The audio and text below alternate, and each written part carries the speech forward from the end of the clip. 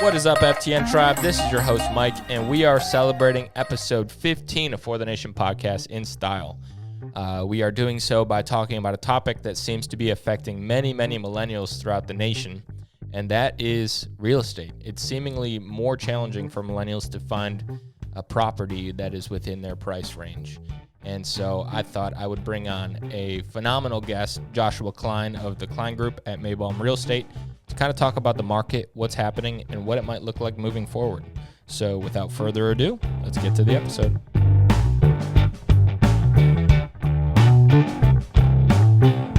Joshua Cline, thank you so much for taking your time, coming over here and sharing your story. So why don't you take a minute and tell me a little bit about yourself. Yep. So thanks so much for having me. Yeah. Privileged to be here. And so I'm Joshua Cline with the Cline Group at Maybaum Real Estate. And I'm a realtor, and also an investor, entrepreneur, all the good things dealing with real estate. I like that. I like that you said all the good things associated with real estate. Yeah. Why don't you share why you got into real estate in the first place? Yeah. So I could take it back a step further and kind of give you even more detail about who I am. For sure. Let's go to there. Yeah. So because it's a whole picture, right? The whole life is always a picture, and you got to go backwards to figure it all out. So grew up in Columbia. Broken home, mom kind of took care of us. We basically, long story short, is my dad beat my mom, right? So we're getting heavy already. Yeah. So, but it's who I am. So dad beat my mom. Dad's a drug addict. Mom decides to leave with what we have on our back. So literally, my granny took us in. Thank God. If not, we would have been homeless in some ways. Yeah. So granny took us in, and I've seen my mom work so hard for people, and the same people for almost 30 years now. But could not get over that hump because they were kind of holding her back. So I've always loved the opportunity to do entrepreneurship and try to be in sales or kind of control my own destiny in some way. Yeah. So that's really kind of why I went to the sales route, and the real estate route was because the opportunity is endless. There's so many opportunities. If you look at any kind of buddy on Shark Tank or multimillionaires you hear on TV, they have something to do with real estate. So that's always intriguing to me. So that's really kind of why I got into the business.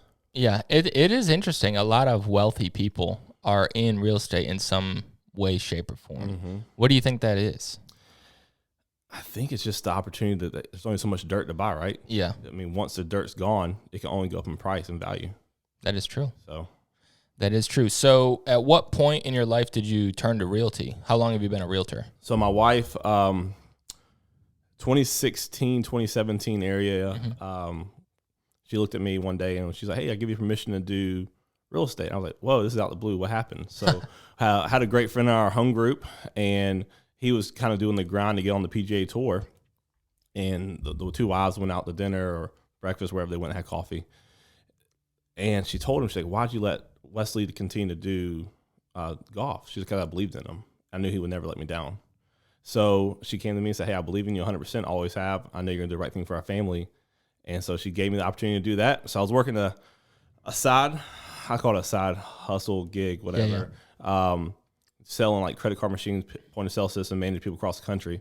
Well, that nighttime I was doing schooling for real estate. So did that for about a whole semester of school, mm-hmm. took my classes at night, and got my real estate license.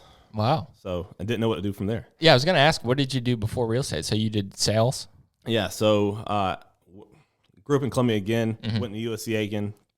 And at USC Aiken, I realized, hey, I wasn't great at school my first semester in my first year. I made a 1.2. Got the letter staying. 1.3 for me. There you go. Got to keep it high, right? I got the letter staying basically, hey, you got to you got to turn it up or get out. Yeah. So I was like, okay, well, I got to turn it up a little bit. So I got more involved in school, and throughout USC Aiken, became like student body president, super involved in intramurals, and just realized, hey, people are what I love. Yeah. So outside of graduated, and after graduation, my wife and I, getting a girlfriend, we got together last semester, and mm-hmm. let me give you a little backstory on her. She was a good Christian girl, never partied, and I was the party guy. I was the guy who wanted a house to have everybody at it. Yeah. I didn't make a difference who you were. I want you to come party with us, hang out with us. So I think it was Halloween 2010. We had a party. The deck fell through. No way. Next day I wake up, the guys tell me, "Hey, man, it was a great party." I was like, "I'm glad you had a good time." Like, "You don't remember, do you?" I said, "No, I don't remember what happened." So I walked outside and took a good 4-foot drop.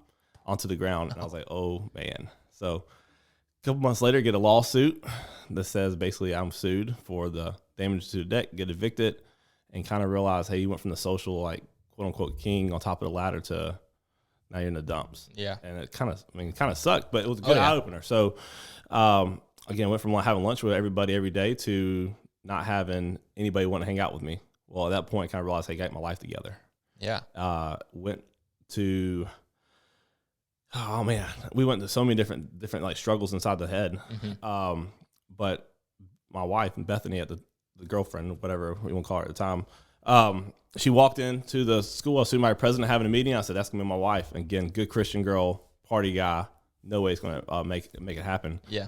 And I pursued her, and then we got together. Man, this has been beautiful. Yeah, it sounds like this story is just, it's got all these ebbs and flows, and I think that's one of the most beautiful things about life. And when you go and you look back and say, wow, like, look at how far I've come from, starting at the bottom, becoming a student body president, and then kind of, taking a step back again, becoming, it sounded like you kind of said like a social pariah for a little bit, and then you made your way back to where you are now, ultimately. And then after college, went in the enterprise rental car, grew the Aiken store to do great, opened up our commercial division, and realized that I was still capped out, right? And I don't like the opportunity. Like, I don't think anybody who is an entrepreneur or wants to do better for life wants to have a ceiling on them. Yeah. And at that point, I was like, all right, it's time to figure it out. So the credit card business and then the real estate business opened up too. Yeah. Have you always been a quote unquote people person? Yeah, I think people are my passion. Yeah. That's what I was going to say. Like, where do you think your passion lies, and how did that intersect with real estate? So this book right here, Ken Coleman, he's one of my, he's an author and he's a podcaster. He works for Dave Ramsey, if you know who that is. Oh, yeah. And his whole thing is where your talents meet your passions is your sweet spot. And ultimately, like, those two things aligned with the mission, the results you want to have is like, that's your goal in life. And so how did you find, like, people were your passion? How did real estate get into that mix? Real estate became like a passion just because of the opportunity, honestly. I didn't care about making the paycheck. I care more about the people. I always tell people, don't have the commission breath when I start talking to people about getting into the business. Like, lose the commission breath. People see right through it. You're trying to sell them. But the opportunity to take somebody who has an asset, and right now is the perfect time to talk about the market. So you have an asset that was worth $200,000 2 years ago, and you can opportunity to sell it and make $100,000 and change your family's wealth history forever. Yeah. I mean, just the opportunity to kind of click was like, all right, it's time to start helping people. Yeah, that's awesome. I think, so for you, it was more so the fact that there was no ceiling to your limits. Like, you were able to really take your own reins and take control of your destiny. Correct. That's awesome. With the support of my family and my wife. Without that, it wouldn't happen, because beforehand we were working. I mean, she was teaching.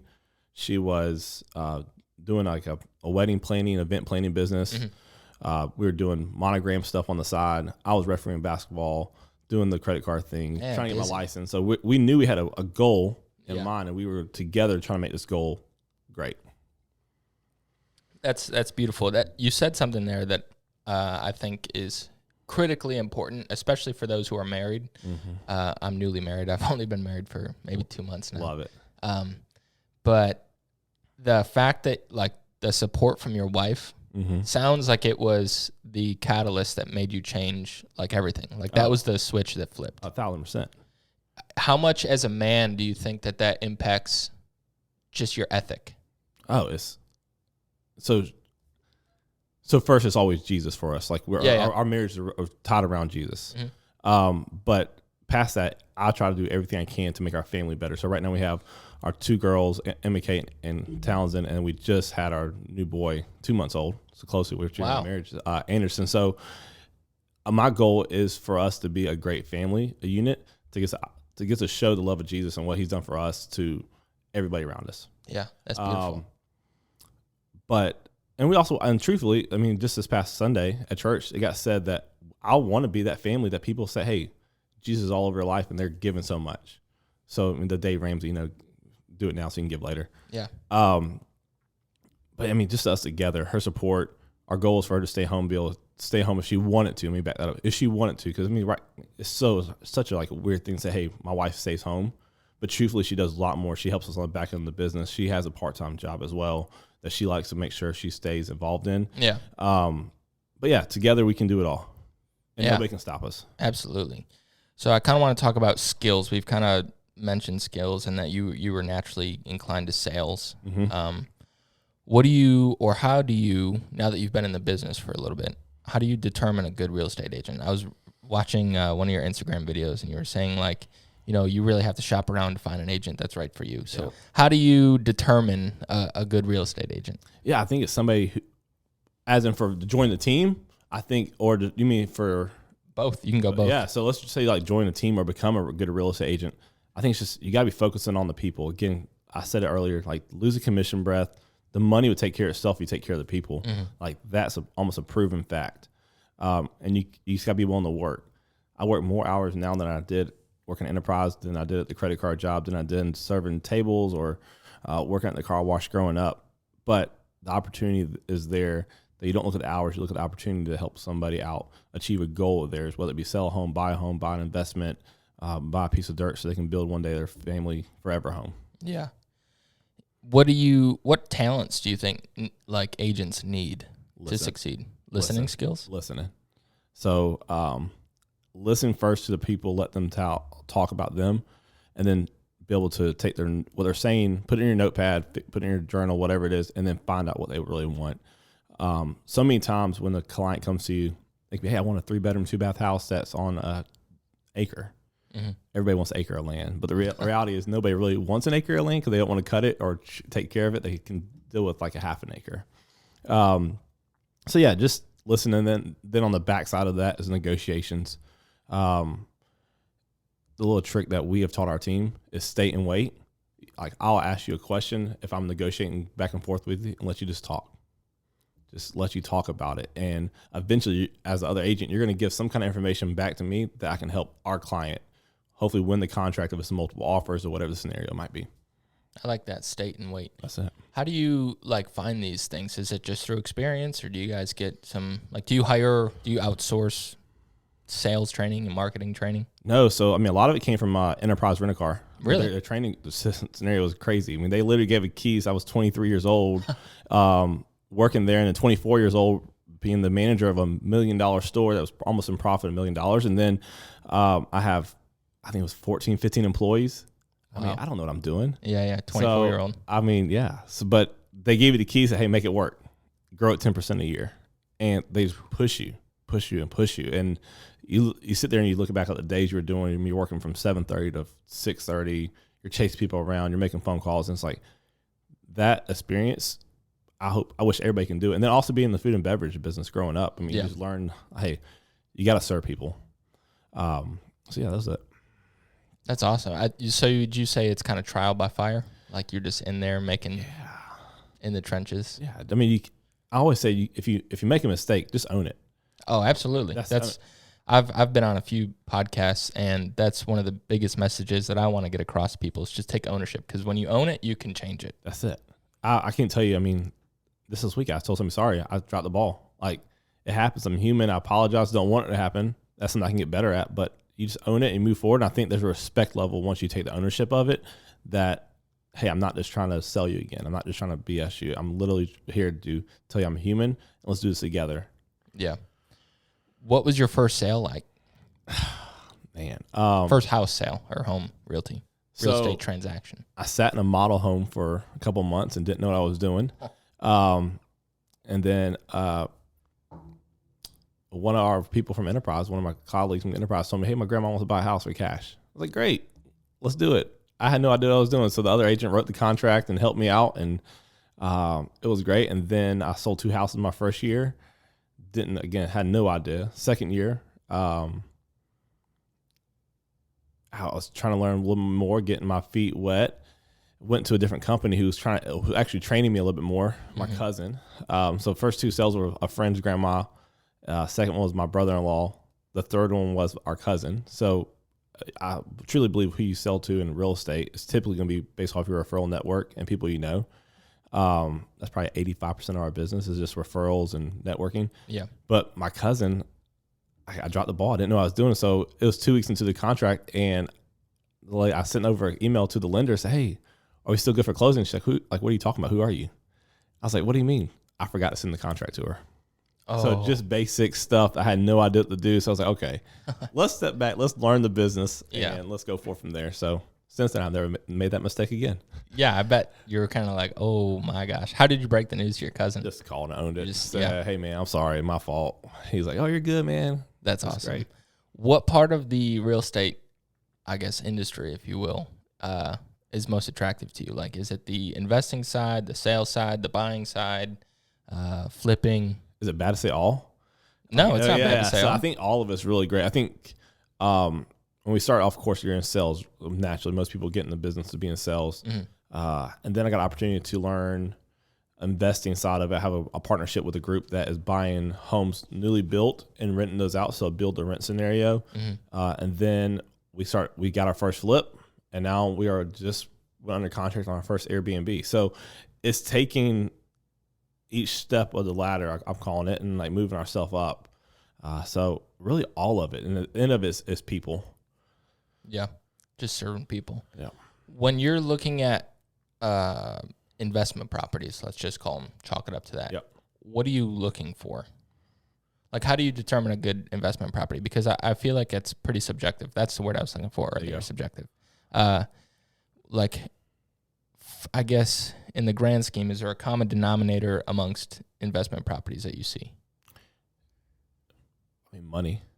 Yeah, I mean, that's the biggest domino. Like cap rate? Like what you could take? Yeah, I mean, not even cap rate. It's just what do you want to do, right? Do you want to keep it as a rental property and make $200 cash flow a month, or do you want to take it and flip it and make 20 grand right away? So just the opportunity of what that person is looking to do. For us personally, first it was building capital because we don't have a whole lot of backing.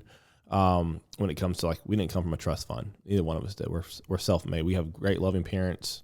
My mom's great. Her family's great, but we don't have a trust fund account to go knock on and go pull up $100,000. So it was like, it's raw and get it. Yeah. So for us, it was build capital first. And then now from the capital, now we're able to now buy that Airbnb. So it's just where you are in your life. I mean, my business model when I first started the flipping business was, let's buy two, rent one, buy two, rent one. And we kind of stuck to that in some ways, and not meaning to. But yeah, it's been great.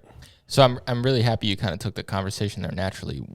How do you build capital, I guess? Because a lot of people who are looking to get into this, they kind of come from nothing. Yeah. Like they have that similarity to you where it's like you're not coming in from a trust fund, like you say. You only got 20, let's be real, 20, 50 grand maybe. Yeah. And that's, if you're 50 lucky, grand's pretty high. If you're lucky, right? So I'll give you my first flip. We're just now getting into real estate business, 2019. I mean, we don't have a whole lot of anything. We're not living paycheck to paycheck at this point, but I mean, we're making it happen. And real estate at this point was not pulling in what it's pulling in now. Mm-hmm. We had just went full time in Labor Day of 2018, so we're 4 or 5 months into full time real estate. A friend of ours calls and said, "Hey, my dad's thinking about selling his house." This is after a post I made on Facebook. I was like, "Great, where's it at?" He said, "Aiken Estates." He's like, "He wants to sell it for like $100,000." I said, "Well, if he sells for $100,000, I'm in." So I meet with him, offer him $90,000. He said no. He said, "I can make it more." And before he leaves the door, I said, "Hey, here's the scenario." I said, "I know you won't make more money this, but truthfully, I'm gonna take this house and flip it. But you're already on a pension. You've done well for yourself. You're retired. The opportunity you can give me to change my family's life is crazy." And he's like, "What do you mean?" So I went a little more deep about my story, told him how I didn't come from anything, but I want to take our family somewhere. That's a sales pitch right there. And then he said, "You know what?" Shook my hand. He said, "Do 100,000, we'll make it work." So call my wife on the way home and says, "Hey, we got a house." She said, "What do you mean?" I said, We're buying the house in Aiken Estates." "Well, how are we gonna get the money?" I said, "That's the next question." So yeah, that's funny. So it's crazy. I went by different banks, and the banks kept telling me, "No, you can't do this. You can't do this because you're in sales and you don't have 2 years tax return." So met with another lender. He said, "Hey, I'll give you 80% of it." I said, "Great." So I got $80,000 with $100,000. I need 20 grand to do the renovation, so I'm still 40 grand short. Mm-hmm. We don't have it. So went by another bank just to go into the bank real quick. And the lady at the counter said, "What are you doing?" I told her a little bit about it. She said, "Hey, come back here. We can give you a personal loan for the $40,000." I'm like, "Really?" She was like, "Yeah, just sign your name here." I was like, "Great." So I signed my name for $40,000. Got another bank giving me 80. I guess it's come to find out I shouldn't have done it this way. It's probably illegal in some ways because getting 2 mortgages on the house, but one's my personal line of credit. Not really, but just kind of the gray area. So we got the house and we flipped it and we learned a lot. We fired the contractor halfway through. Oh my gosh. So, but we learned we didn't lose the money, and we was like, okay, now we're excited for the next one. Yeah. But it was together again, the teamwork of Bethany and I to work together on this opportunity. That's awesome. So she kind of naturally become, and it's kind of off the track here, but did she kind of end up in real estate too? She's actually getting her license right now. Oh, that's awesome. So yeah, so she's getting her license right now, and yeah, I think she's always been involved in the design aspect of the house, but now she wants to, she's been praying about it. I think it's going to be like coming more into the business side of it. Yeah, that's awesome. So back to the flips. What did you like? Like, what are some main takeaways you took from that first experience? It's all about who you hire. Really? So for me, it made more sense. I don't want to do the work. If I can pay somebody to do the work and make $10,000, $15,000, $20,000, why am I swinging a hammer if I can go spend my time selling more real estate? Mm-hmm. So it was managing the process. And I learned real quick. I mean, anybody's going to tell you what they want to hear, but trust your gut that, hey, if they're not going to do the right job and do it the right way, just let them go. I mean, for the example, the floor, still the same contractor, the first one, he just messed my floors up totally. He said, I can sand them, and came by, and it looked like somebody just took a magic marker and just went across our floors. Jeez. So, but didn't hire the right people. We were blessed enough to have another realtor in town that we're close to call us about our second one. Mm-hmm. And we found a contractor throughout the time and said, all right, perfect. Let's work together on this. And Bethany came more hands in on that point of making the design. We wish we would have kept it because the house is beautiful. But yeah, it's just for who you hire and the communication there. Yeah. You're kind of becoming like your own little project manager. In some ways. Like each hand in 5 different pots, you know? So you come out of that. Isn't it like, how did it feel taking, I mean, that's massive risk to some people to take 1,000%. 80 grand. Well, it was 120 grand in debt. Yeah. Like, what is that like? Because like, how does that make you feel? What do you say to the people that are adverse against taking on debt but want to get into the business? Yeah. So I love Dave Ramsey. I think he's great for what he's great for. Mm-hmm. So we got out of credit card debt first. Like if you have credit card debt, you need to take care of your personal debt first. We had our cars paid off, stuff like that.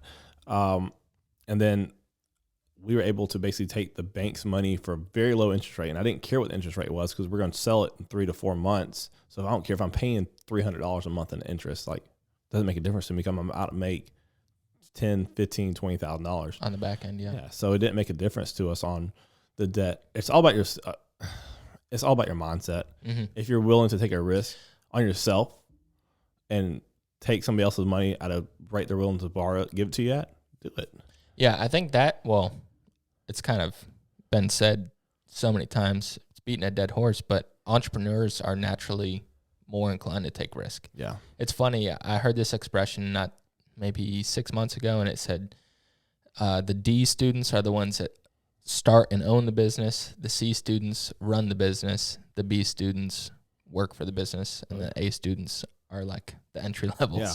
It's funny. Well, I'll tell you, this is my own like personal opinion, but I think right now with like the shortage of like employees across the world, it's because so many people now can pick up their phone up, swipe on Instagram, TikTok, or whatever social platform you are, and you can learn how to run a business right from your phone within a matter of minutes. Yeah. So, I mean, literally, like YouTube University can be one of the best universities out there right now, just learning pieces of any business you want to work on. If it was the e-commerce business or real estate or, hey, I want to learn how to do crypto. So. Yeah. Do you feel that the investment side of real estate is changing all the time, or is it pretty tried and true? By that, I mean like the Burr method. Like, is that a tried and true method that will work all the time, bulletproof, or is there always stuff going on? People always going to live in houses, whether it be rent or buy them. Yeah. That's always going to happen. There's always going to be sales if the market crashes, quote unquote, in the next, I know people say it's going to crash. I don't believe it personally. Really? Yeah, I don't see it in the data.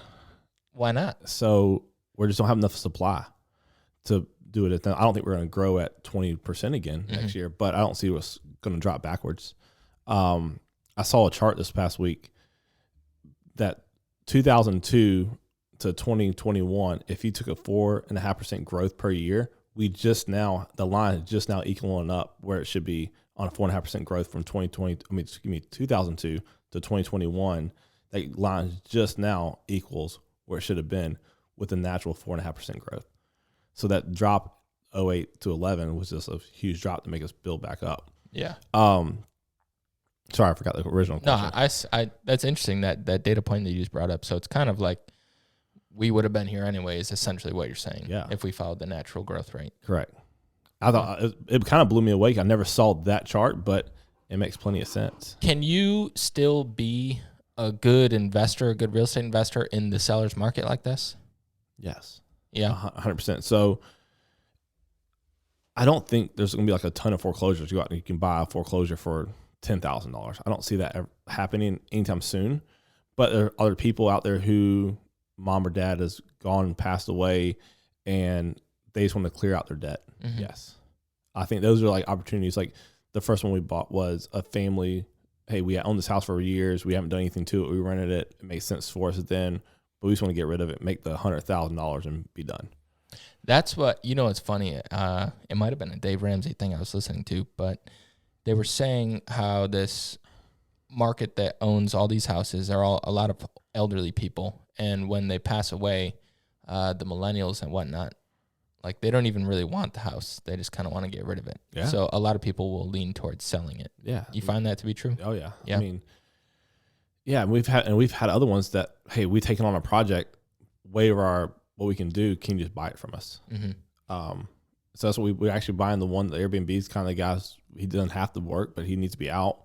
The other person we bought from recently, he tore down walls, but didn't know where to go from there. So kind of gotten over his head because he tried to do it himself and had to work a full-time job, and life happens. So, yeah, but there's so many people out there right now who just want to collect the check from their house, or they live out of state and they live somewhere else and they don't have time to manage it.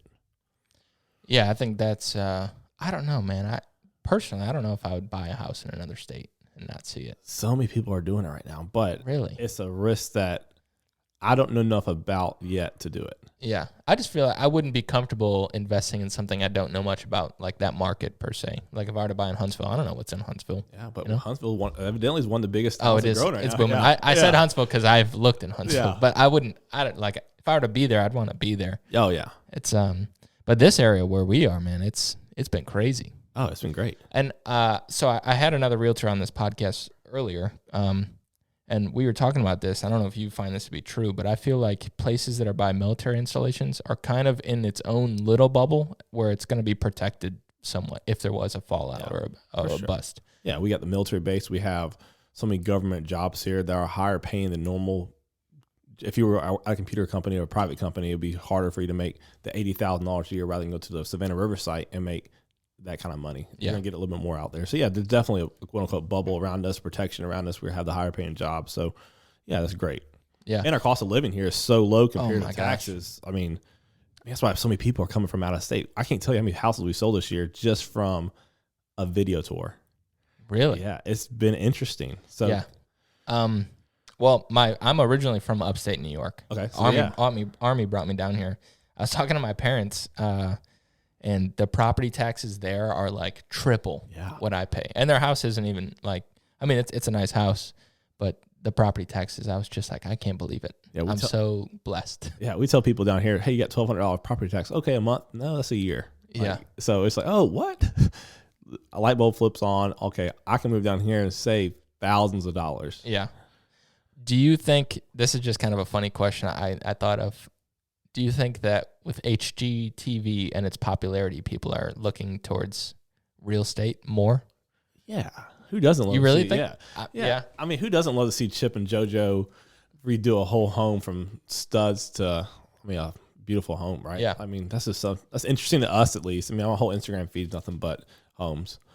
So I guess it really depends on your interest, but I think so. I mean, there's always something interesting there. Yeah, I think there's something to it, like taking something and making it new from like the bones, you know. Yeah. And that's something that's really cool. Do you have any flipping horror stories? I guess your first one is not really a horror story. I mean, you kind of came out It's just the way you went in, but Yeah, I don't think it's anything terrible. have you heard of any? Oh man, I mean, I've had people who've lived in the houses like I don't know if they're homeless or just bumming it on somebody else's property, but yeah, those have happened. Really? We've had properties we didn't go look at, and people are in there not supposed to be in there before, so we have stuff like that. Yeah. Let's talk about the Cline Group. The Cline Group. The Cline Group, your business. Love it.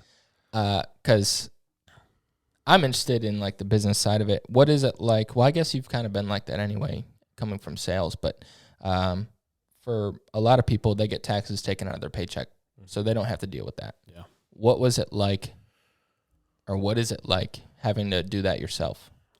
So this operation of running the Cline Group behind the scenes it takes a team. So we're lucky enough to have a team of financial advisors, accountants, my wife, to kind of help guide us on that and allow me to be good at what I'm good at, and that's taking care of people. Yeah. So yeah, I mean, it's not the best thing in the world when you have to write that check to the government every month or every year, but we prepare for it. I mean, we hold back 30% of everything transparently. Of every commission check we make, we put down 30% into another account that we don't touch all year. Yeah, so taxes. So at the end of the year, when it comes time to write a check, hopefully we'll be able to not write anything more than that. But if we do, it's just what it is. Yeah. Have you, like, now that you've done this for a little bit, do you find more and more, I don't want to say loopholes, but write-offs? That's a better word. We hire a good team to take care of us.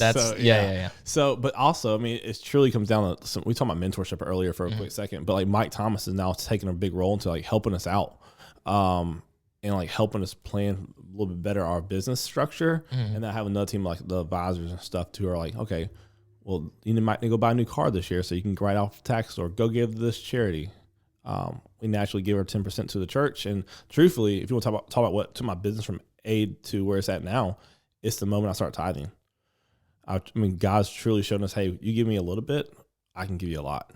That's funny. So that's been the ultimate like change of our business, though. That's awesome. That's something, that's where I'm trying to take this podcast. It's something that I'm going to actually share with people later on this week.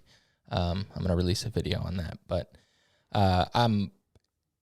I've learned throughout the guests that I've had on this show, a common denominator among successful people, not necessarily financially successful, but just successful in my eyes. Giving. Giving seems to be like the backbone of everything. Yeah. 1,000%. And it seems so counterintuitive because you're like, I'm giving away what I just worked so hard to get. And I think that ultimately it comes down to the mindset of if I help others, others will help me. Yeah. And think about what people have done before you that you don't know that got you where you are. Yeah. They gave them their time, their effort.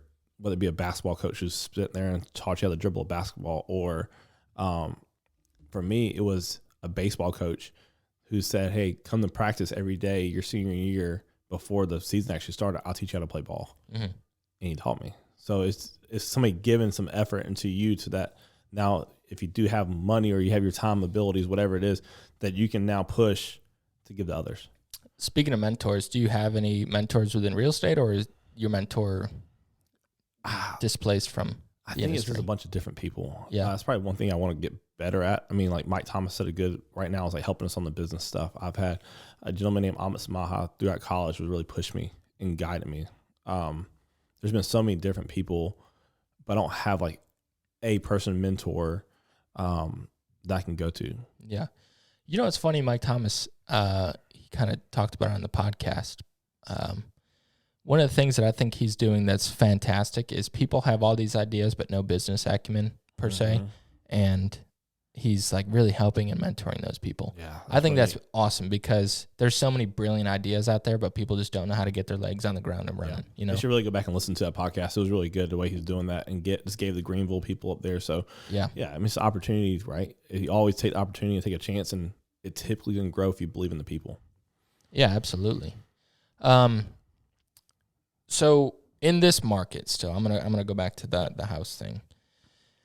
In this market, how do you determine a good purchase? Because it seems like everything is just sky high price. Yeah, I mean, you bought a house last year for 200, now it's worth 300.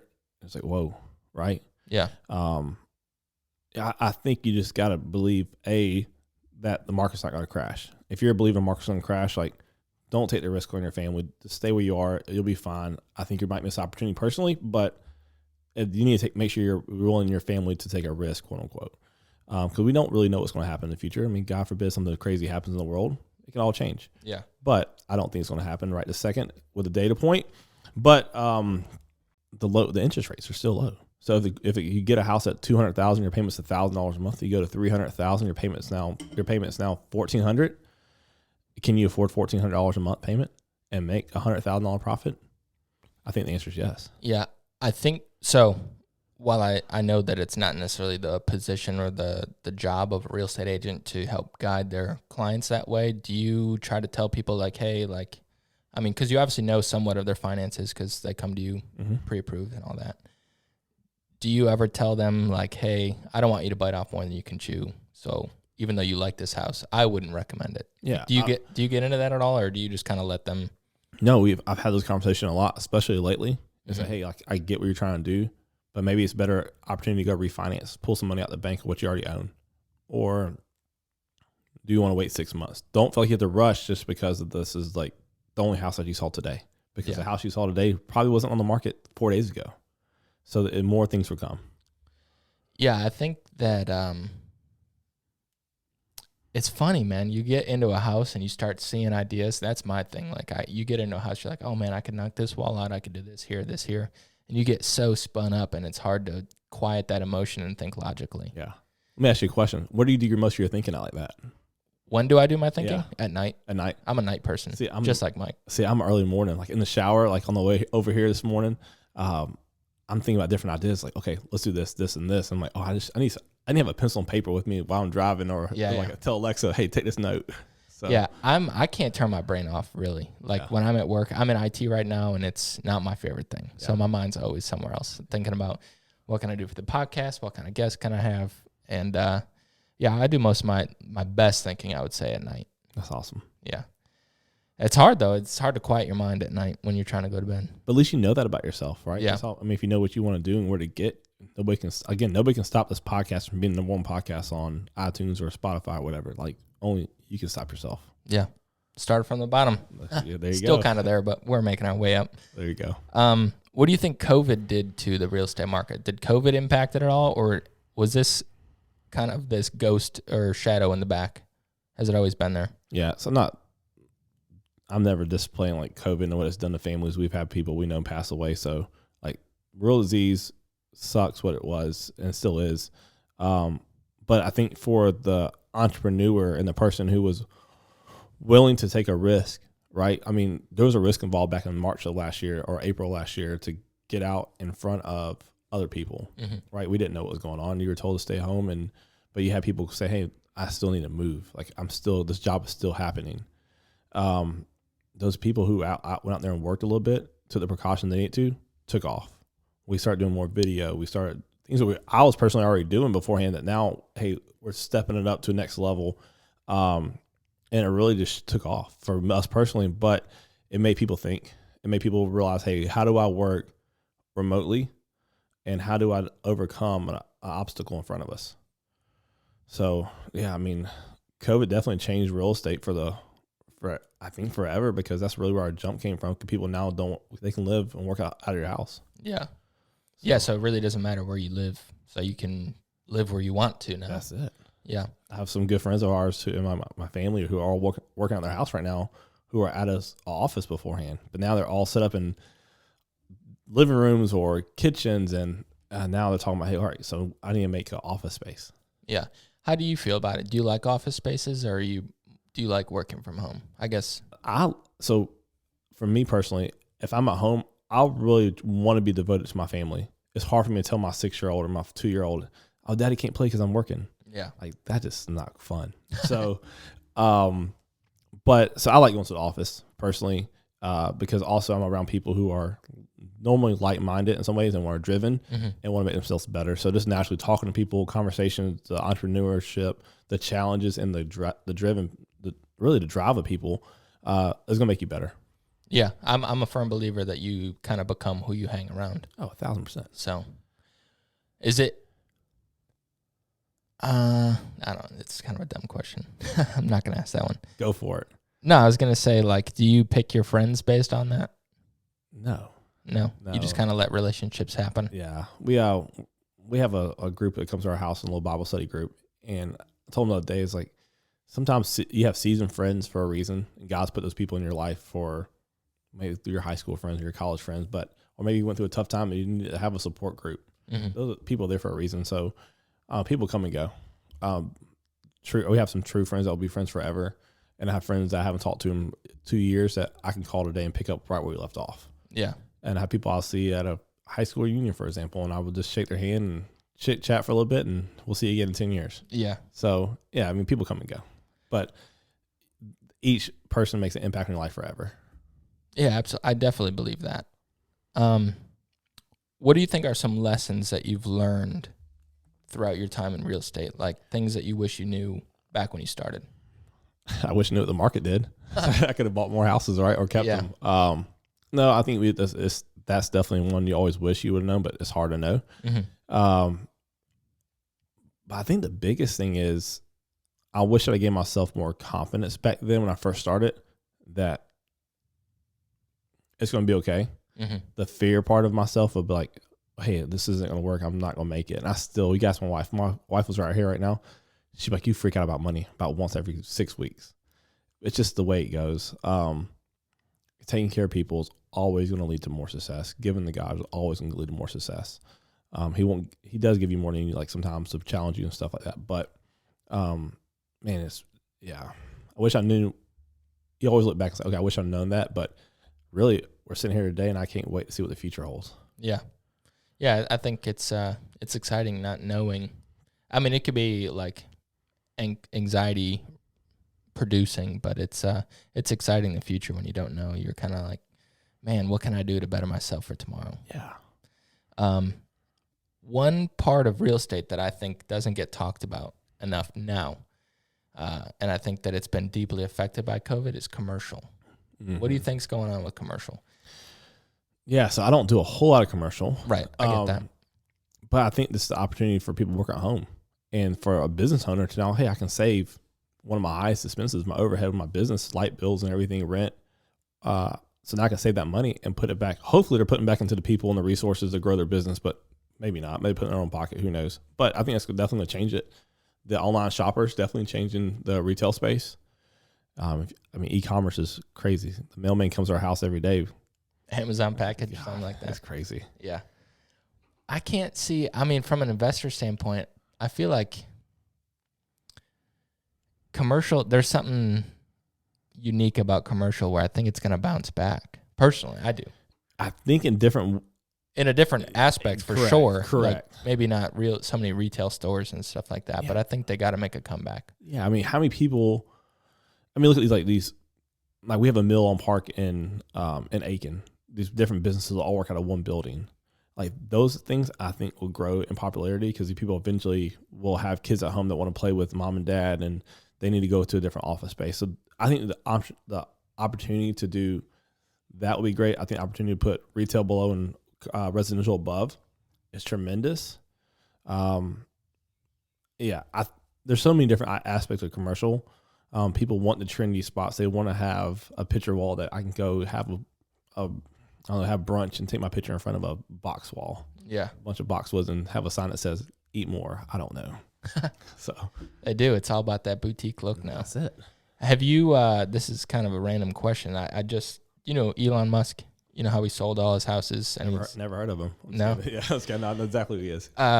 So he sold all of his $1 million homes and all that. And he now lives in a new company called Boxable. Have you heard of them? What do you think about them? Do you think that'll grow, that type of industry? I think anything Elon Musk touches right now is probably gold in some ways. Yeah. That guy driven the way he is and people around him believe in him. I think anything he touches is going to be gold. Well, so I looked into the company. So he lives in, it's like a $50,000, they call it Boxable. It's literally like a folded up house, like a prefab. Mm-hmm. house, and they're pretty modular in the sense that you can stack them on top of each other, maybe make a L ranch or something like that. I mean, look at people traveling around the RVs. Yeah. I mean, selling your house. I had a good friend of ours, actually client, called me one day and said, hey, we're going to travel in an RV. Can you sell our house? I mean, again, COVID, there's no rules anymore when it comes to like, hey, I have to work at home and at a spot. I can travel the world. Yeah. Do you think working from home is going to be good or bad in the long term? It's good for the people who are driven. Yeah. I mean, if you don't drive or ethics, I mean, it's going to be terrible for you. If you can't, you got to have somebody tell you what to do. But if you can do it and make it work for your family, and you actually going to get the job done and not lie about it, it's going to be great. Yeah. What do you think technology, I'm just kind of blasting you with questions. What do you think technology is going to do to the real estate market? So I believe in technology is going to help us. Mm-hmm. I know there's the iBuyers and like the Zillow stuff that just happened recently. Can you take a second and talk about that? Because I don't think a lot of people know what iBuyers are. Yeah, so you have the people who are just buying homes purely offline. It's kind of like in a way that we're just doing the interactive showing through FaceTime or Zoom. But then you have Zillow, who was coming out there and buying people's houses and making offers to them, sight unseen. Hey, I'll buy your house for $500,000. And so that's a totally different business model that didn't work in some ways. But yeah, I mean, the sight unseen kind of buyer. Is that what happened to Zillow? So I know that they just unloaded like a quarter of their portfolio or something like that. Like they unloaded a lot. That's a mess. Yeah. Some people even say they kind of driven the market to potentially quote unquote crash. I again don't believe in that part of it, but yeah, I mean they just were buying houses left and right. I've even heard stories of people still knock on people's doors in Arizona and say, "Hey, we'll buy your house for $500,000." And now the people who just sold their house at Zillow for $500,000 just bought it back for $350,000. No way. It's insane. I did see, so I was watching just in preparation from this, I was watching some YouTube videos about it yesterday, and Zillow was losing to the tune of like millions of dollars quarterly to this iBuyer program that they had. Yeah. And I've even heard lawsuits starting to happen that they knew about this and they didn't tell their stockholders. So it's going to be interesting to see what happens with them. Yeah. They're definitely a big player in the real estate game. Their platform was great. They take on too much, probably so, looking back at it. We'll see what happens. What do you say so I guess a lot of people now are interested because the market's so hot. They're interested just to see what their house is worth. What do you think is the most accurate way to do it? Call me. Call you? Call me. Yeah. I have clients, we send out like quarterly reports sometimes, and we'll tell them, hey, this is what your house is worth, or they'll text me, hey, what do you think my house is worth? I saw this house down the road. And we'll tell them. I mean, it's always good to know what you have in it. Mm-hmm. It does help you figure out. But yeah, call a local agent. Don't look at Zillow. Don't look at your Carfax report on your stuff. Like, just call somebody who knows what they're talking about locally in your market and figure it out. Yeah. Because it might make sense to move, or it might make sense, hey, let's hold steady because we just had a 10% jump and we probably jump 5% next year. Yeah, I think the one thing this is the issue I see with Zillow and Zestimates and all that is they don't know what's been done on the inside. Correct. It's just kind of like taking the local radius and saying this is what the comp is. Yeah. But they have no idea that you just added 500 square feet of basement or something like that, you know? So it's interesting. How do you that's a question I have, and this is for all my southern listeners who don't have basements. How do you determine price per square foot for a basement if it's not something that's common? Like, do you just kind of throw a number on it? No, I mean, you got to look at your comps in the area. Typically, if you have one basement in a neighborhood, you're going to have like maybe one or two more. So hopefully they'll have been sold or kind of comp it out. Is it drywalled in? There's so many different ways to look at it. So just kind of run the comps in the area and kind of figure out what it can be used for. Yeah. But yeah, I know people throw numbers out there to hope they stick. It happens all the time. Yeah. I only asked that. That's what we did. We added like 500 square foot of, it's not even a basement, I should say. It's technically a crawl space, but our house is built on a slant, so you have so much headroom under there, and we concreted it in. Throw some heat and air down there, throw a mini split. Yeah, it'd be cool. I don't know. They wouldn't want to hear me walking around on these hardwood floors. Thunderfoot. All right, so what do you say to those who are considering real estate as a career? Get in it right now. Right now? Yeah, why not get your license and have the opportunity to work for yourself? Even if it's your quote-unquote fallback plan. I mean, I'll always say believe in yourself, whether it be real estate, you want to be an appraiser, you want to go build houses or do artwork. just believe in what you want to do, and you know what your passion is. Your passion can make you money, but whatever that scenario is, do it. I think real estate is a great opportunity for anybody. Are you one of the people who would say jump right in like head first, or would you say maybe dip your toe and do it as a side hustle and build your way up to it? So I started off part-time, Mm-hmm. but we had a plan in place to go full-time. So have a plan in place. If you do need to go part-time, can you do it? Yes. Will you be as successful? Possibly. But I think eventually if you're successful, make you start making the changeover, be full-time. Mm-hmm. My first quote unquote, if you can call employee, but agent under the Cline Group, she was working a full-time job. We had a conversation, hey, in a year we want to be full-time real estate. So we had the conversation, we trained back in like March of this year. We had a different conversation. And then in June, she actually quit her job, and now she's doing a lot more opportunity for her family. She actually just bought her first investment property. So just seeing that light bulb go off that, hey, she can do it. She can help her family. And with the support of her family, she's able to make the switch to full-time real estate. And now the world is hers. What do you, and obviously this is going to change based on what market, what your local market looks like. What do you expect somebody to make as in their first year of real estate? I guess it's highly subjective, I know, based on the individual, but ballpark, what would you say? So 2017, I got my license in April. I made 2 sales, made like $8,000. 2018, we did, I think 14 sales, just under $2.5 million. 2019 was 53 sales at 9.3. 2020 was 63 at $12.2 million. And this year we'll do over 100 transactions with the team. We'll do over $20 million in sales. Wow. So I think it's a pyramid there that grows up and you step up the ladder. It seemed very exponential there. We've been blessed. Again, going back to giving, when it changed was that 2019, right? I finally said, hey, I'm not going to be a tipper in church, not be a tipper to God. I'm going to be a joyful giver. But the answer to the question, I think everybody's different. Your market's different. We're not in a market that sells $1 million homes every day, as in California. So we're in a market that sells $200,000, $300,000 homes on average. So we're not making those, what you see on HGTV, that $100,000 commission check every day. Yeah. Wow. Wish we did. But yeah, I mean, average person stays in the business for 3 years and they drop out because they can't get it. It's like 85% of people drop out. Yeah. So, I mean, reality is probably in this market, your first year, if you're full-time, probably somewhere around 50,000 if you're working hard every day. But again, it could be higher, it could be lower. It just depends on the person. Mm-hmm.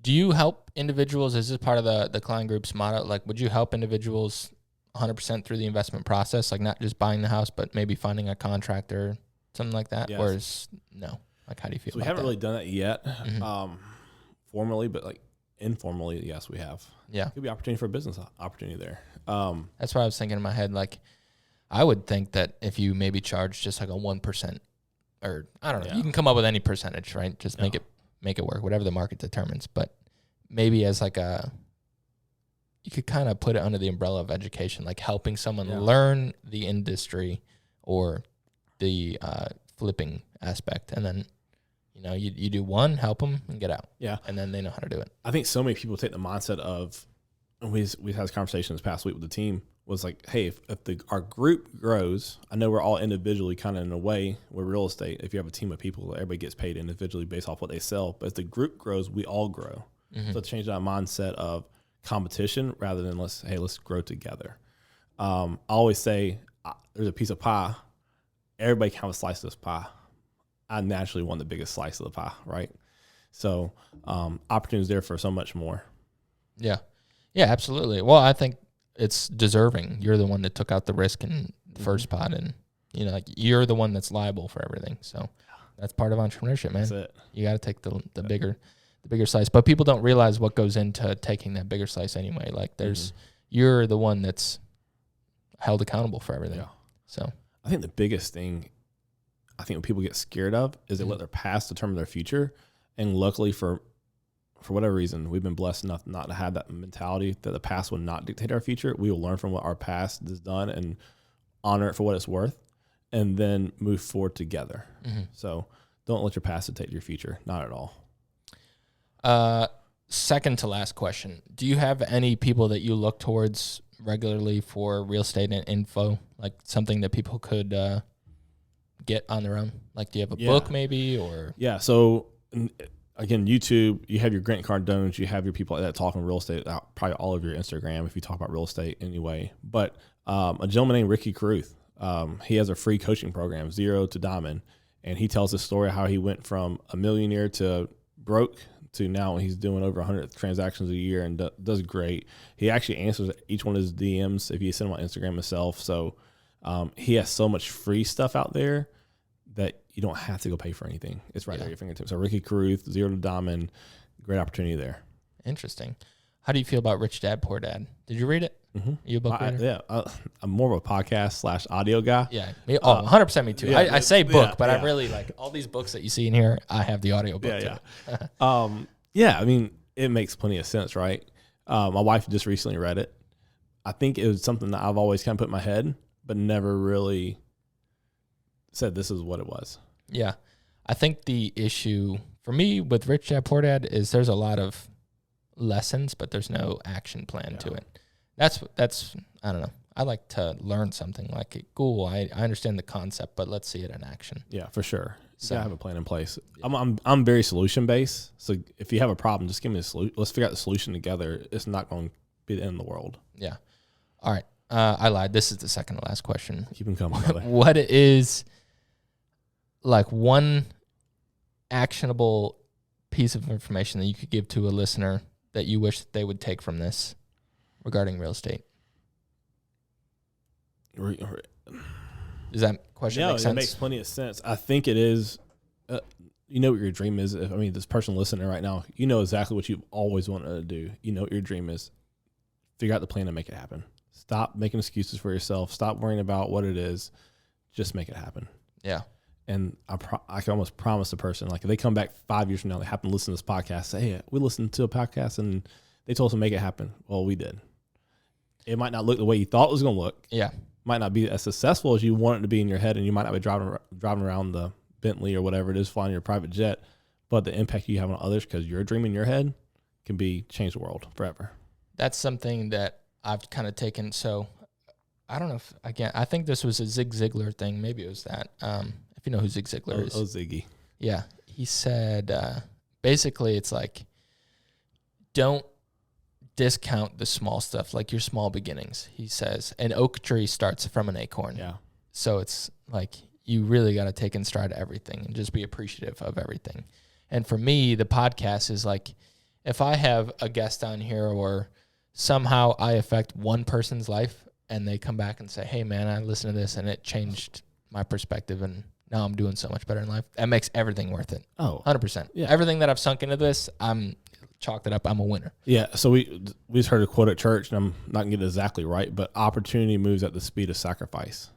And I was like, man, like how many things have we quote unquote sacrificed in that moment that now where we are? Yeah. Again, your time, your money, your efforts, your changing life plan, whatever it is, like the opportunity to sacrifice changes everything. Yeah. Give greatly. That's the foundation of For the Nation podcast. It's such a good. Yeah. I'll share a little bit with you about what I'm trying to do after this. I love it. All right, last question. We're coming up on an hour. If you could change one thing about realty, what would it be? That people lose their commission breath. Yeah. Focus on the people. Like let me back up. I love making money because it takes care of my family, helps us to give more. Don't get me wrong. But I'd much rather take care of the person itself than take care of a paycheck. Because the paycheck could take care of itself, take care of people. And I've seen it too many times, unfortunately, that people are so focused on making a paycheck that they miss the opportunity to help somebody and help a family. Because I truly believe real estate can change generational wealth forever. That's awesome. Alrighty. Well, Josh Cline, thank you so much for your time. Have a happy Thanksgiving this week. Thank you. And can't wait to have this come out. Yeah, I always say Merry Thanksgiving. So I think the word merry is so much more than happy. So that's interesting that you said that. I saw on your Instagram you said Merry Veterans Day, and I was like, oh, that's interesting that he said that. I had a gentleman, I know we're trying to wrap this thing up, but I had a gentleman that I used to bartend for. He always said Merry, and I always saw, like, when he said Merry, people lit up around him. So putting that smile on is kind of where I took it from, and we kind of made our own. Awesome. Why don't you, I forgot to do this. I feel like a bad host. Take as much time as you want and plug anything that you want to plug. Yeah. So first off, thank you so much for the opportunity. Again, Joshua Cline, feel free to give me a call. My personal cell phone is 803-429-6701. You can find us on Instagram. You can find us on Facebook. You can look up the hashtag Cline Made It Mine. So hashtag Cline with a C, Made It Mine. We've used it for years. And again, feel free to call, text me. Love the opportunity to meet and talk to anybody. Awesome. I will put all those links in the description. Thanks again, man. Awesome. Thank you.